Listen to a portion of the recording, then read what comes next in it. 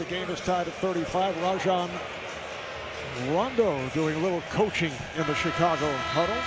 I think one of the interesting things about that aspect, Mark, is the fact that after the first 2 games, how much more attention. The clip you saw of Rondo was obviously a dream. Our point guard is teaching everybody. Here you can see LeBron has all eyes on him. They're asking questions and he's teaching them. But there's some steps that we have to take to get there. One of the most elite teams in the world are the U.S. Navy SEALs. It's said that they want their candidates to be Ivy League scholars who can win a bar fight. Even though they show up in great physical shape, the SEALs still have to go through BUD/S, basic underwater demolition SEAL training. The lessons that we learn from them today will come from studying BUD/S Class 234. Our first leadership lesson is the officer in charge.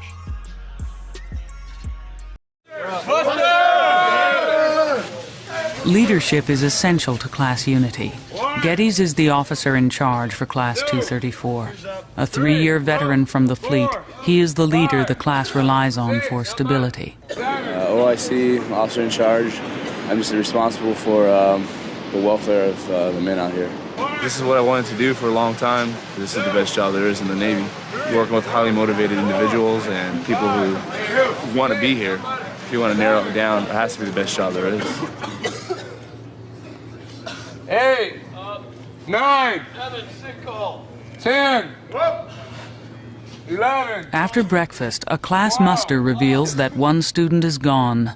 Less than 3 hours into day 1, and 234 suffers its first drop-on request, or DOR.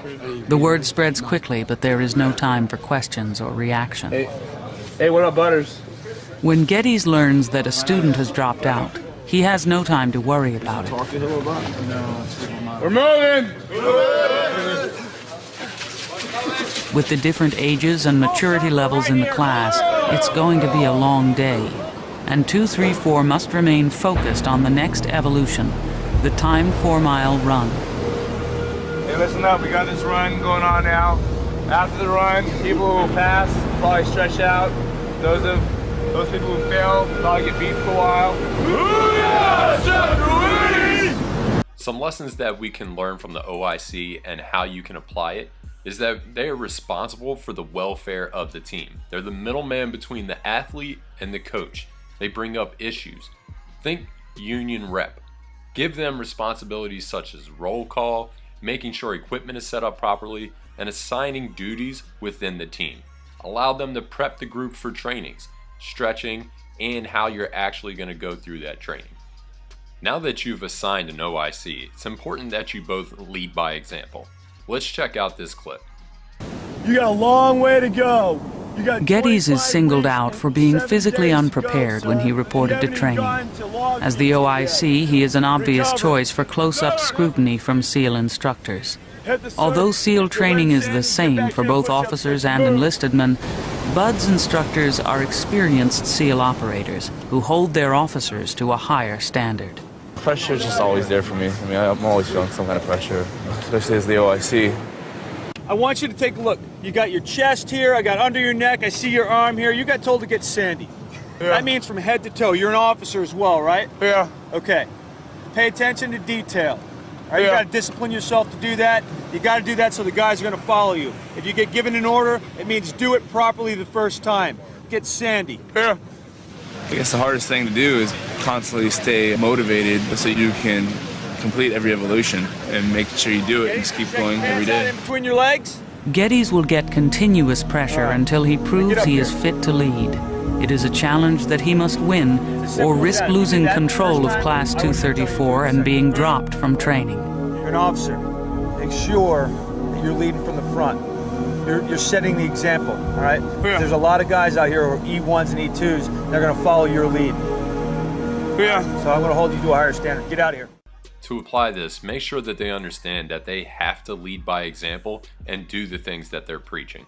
They must always pay attention to detail, this way their teammates are performing effectively and efficiently. Explain to them that they always have to lead from the front and use yourself as an example. If you didn't have practice plans ready or uniforms or team meals, or you didn't have a set play in a huddle, would this team actually follow you, or would they start to question your leadership? Now that they know that they have to lead by example, we're going to give them opportunities to lead.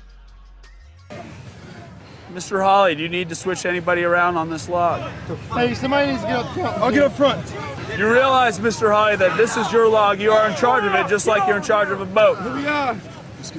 Ask them questions and seek feedback. Things like, do you think we should make a change here? Or what do you think we should do in this situation? If we refer back to the first clip, the coaches are handing it over to the athletes. They're allowing them to lead from the front. They're growing leaders. If you look at this situation, Tony Parker comes up and expresses an issue.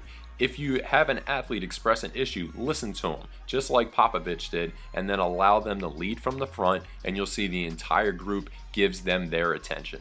Which leads us to our next point. Teach them to take pride in their job. People who take pride in their job complete their tasks regularly, and they do it with confidence.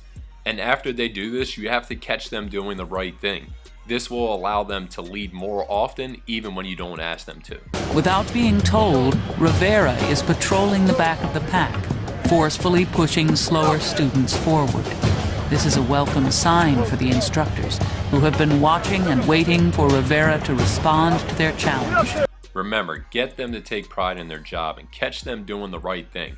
Use positive feedback as well. There are few things worse than people that always see the negative and rarely ever praise you for doing the job that they asked of you. As we said before, great leaders grow leaders. If we look at some of these coaching trees, Bill Walsh's coaching tree has a plethora of head coaches, including Mike Holmgren, who grew Andy Reid and John Gruden. Gruden, who once came on to Mike and Mike on ESPN and told a story about how him and Andy Reid used to compete against each other to get plays in the playbook on Sunday. Imagine if you did that with your staff or your athletes, asking for their feedback. They would immediately grow into better leaders. Lastly, we're going to look at the SEAL Code, a potential guideline for you to use to grow your own leaders. Now remember, the SEAL Code was created for elite warriors. I'm going to give you some examples of how you can modify the SEAL Code to fit our game. Our uncommon code reads, loyalty to your community, family, team, and teammate. Serve with honor and integrity on and off the court. Ready to lead, ready to follow, never quit. Take responsibility for your actions and the actions of your teammates. Excel as a man through discipline and innovation. Train for life, defeat adversity and those opponents who stand in your way, and earn your spot every day. These are all ways that you can grow leaders on and off the court every single day. If you have a request for future content, hit me up at _CoachJB. If you know somebody that could benefit from this video, make sure that you share it with them. Don't forget to like this video, follow me, and subscribe on YouTube. Until next time, remember, work hard, work smart, work consistent, and keep your mind where your feet are.